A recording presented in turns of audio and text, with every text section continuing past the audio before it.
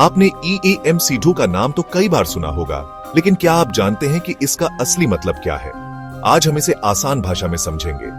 ये equation Albert Einstein ने 1905 में दी थी, जिसे सापेक्षता का सिद्धांत भी कहते हैं। EEMC2 का मतलब है एनर्जी बराबर मैस गुना स्पीड ऑफ लाइट का स्क्वायर। इसमें E है एनर्जी, M है मैस यानी द्रव्यमान, और C है लाइट की स्पीड, जो लगभग 3 लाख किलोमीटर प्रति सेकंड है।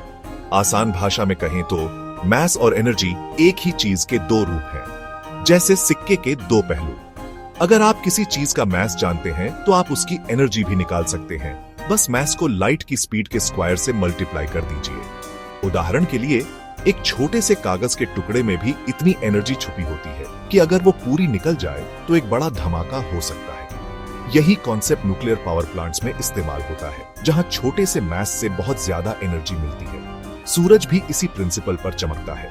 वहां हाइड्रोजन के छोटे छोटे एटम मिलकर हीलियम बनाते हैं और एनर्जी छोड़ते हैं। EEMC2 ने साइंस की दुनिया बदल दी।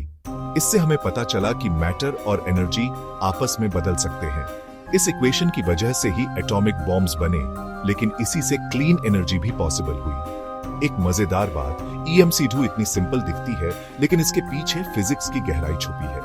तो अगली बार जब आप EMC2 देखें तो याद रखिए, ये सिर्फ एक फॉर्मूला नहीं, बल्कि ब्रह्मांड की सबसे बड़ी सच्चाई है। अब आप भी EMC2 का राज जानते हैं। साइंस को आसान बनाना हमारा मकसद है। और हाँ, अगली बार किसी को इंप्रेस करना हो तो EMC2 कॉन्फिडेंटली एक्सप्लेन कर देना। Mind blown.